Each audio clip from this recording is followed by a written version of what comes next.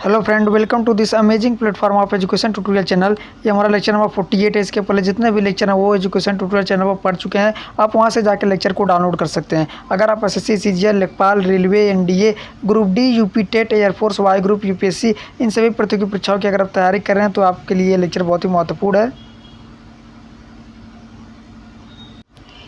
देखिए, आज हमारा पहला प्रश्न क्या है कि विश्व कंप्यूटर साक्षरता दिवस कब मनाया जाता है। तो 2 दिसंबर को विश्व कंप्यूटर साक्षरता दिवस। इसकी थीम क्या थी? डिजिटल विभाजन को कम करना। अगला प्रश्न देखिए, इंटरनेशनल लिटरेसी डे 11 नवंबर को मनाया जाता है। International literacy day. मानव कंप्यूटर किसे कहा जाता है? तो शकुंतला देवी को। अगला प्रश्न है, प्रेसिडेंट कलर पुरस्कार से सम्मानित किया गया किसे? तो हिमाचल प्रदेश की पुलिस को प्रेसिडेंट कलर पुरस्कार से सम्मानित किया गया। प्रेसिडेंट कलर अवार्ड किस जहाज़ को मिला है? तो आईएनएस हंस को प्रेसिडेंट कलर अवार्ड मिला है। किस पुलिस को? तो हिमाचल प्रदेश पुलिस को सम्मानित किया गया। और किस जहाज़ को? आईएनएस हंस। पुलिस किस सूची का विषय है? तो राज्य सूची का विषय है। ये तो सभी लोग जानते हैं। अगला प्रश्न देखिए, ग्रामीण विकास मंत्रालय ने किसके साथ स्थानीय व्यवसायों को सशक्त बनाने के लिए समझौता ज्ञापन मऊ पर हस्ताक्षर किया है?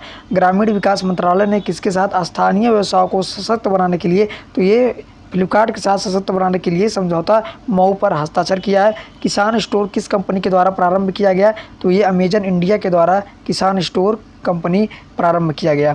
अगला प्रश्न देखिए, भारत का सबसे बड़ा आईपीओ किसके द्वारा जारी किया गया? तो ये पेटीएम के द्वारा भारत का सबसे बड़ा आईपीओ जारी किया गया। जॉइंट साइबर ड्रिल 2021 का आयोजन किसने किया? तो ये अंतर्राष्ट्रीय दूरसंचार विभाग के द्वारा जॉइंट साइबर ड्रिल 2021 का आयोजन किया गया। आईएमएफ के प्रथम उप प्रबंधक निदेशक एफडीएमडी किसे बनाया गया? तो गीता गोपीनाथ को। ये बहुत ही महत्वपूर्ण प्रश्न है, आप लोग इन्हें याद रखिएगा। ये पेपर में पूछने के इसके चांस है कि आईएमएफ के प्रथम उप प्रबंध निदेशक एफडीएमडी किसे बनाया गया? तो गीता गोपीनाथ को। आगे देखिए, तराई क्या है? तो तराई का फुल फॉर्म है telecom regulatory authority of India, TRAI, telecom regulatory authority of India. 44वें भारतीय अंतर्राष्ट्रीय व्यापार मेला में किस राज्य को स्वर्ण पदक पुरस्कार मिला है, या फिर किस राज्य ने स्वर्ण पदक पुरस्कार जीता है? तो बिहार राज्य ने अंतर्राष्ट्रीय व्यापार मेला में इसे स्वर्ण पदक पुरस्कार मिला है। और फोकस स्टेट के रूप में किसे गोल्ड मेडल मिला? तो ये यूपी और झारखंड को।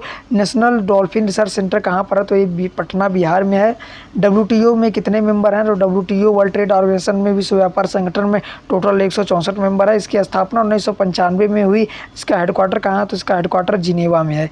ब्रॉन्ज किससे मिलकर बना रहता है? कॉपर और टिन के साथ। CuSN के साथ ब्रॉन्ज मिलकर बना रहता है। और copper zinc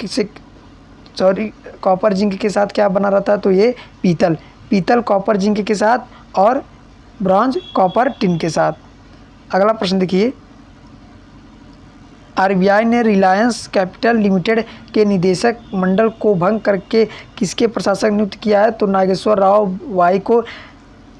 Reliance capital limited के निदेशक मंडल को भंग करके प्रशासक नियुक्त किया है नागेश्वर राव वाई को। और ये रिलायंस कैपिटल लिमिटेड ये अनिल अंबानी की कंपनी है। आगे देखिए, असम राज्य सरकार ने राज्य का सर्वोच्च नागरिक सम्मान असम वैभव निम्न में से किसे प्रदान करने की घोषणा की है? तो ये रतन टाटा की। आप लोग जानते होंगे सबसे जो दान देने वाली कंपनी है वो भी रतन टाटा की ही कंपनी है। और इनको असम के सबसे सर्वोच्च नागरिक सम्मान असम वैभव से इन्हें सम्मानित किया गया। किस सरकार ने नामदा क्राफ्ट शिल्प को पुनर्जीवित करने के लिए एक पायलट परियोजना शुरू की है? नामदा शिल्प को पुनर्जीवित करने के लिए एक पायलट परियोजना शुरू की है राजस्थान के द्वारा। अगला प्रश्न देखिए क्या है कि डॉक्टर राजेंद्र प्रसाद ये इनकी 3 दिसंबर को जयंती मनाई गई। 1950-1962 12 साल तक इनका राष्ट्रपति का कार्यकाल था। इंडिया डिवाइडेड बुक ये इनकी राजेंद्र प्रसाद द्वारा इंडिया डिवाइडेड बुक लिखी गई है। और संविधान सभा का अध्यक्ष चुना गया किसे? तो राजेंद्र प्रसाद को ही संविधान सभा का अध्यक्ष चुना गया था उस समय। आनंद मठ ये बंकिम चंद्र चटर्जी की पुस्तक है। आनंद मठ।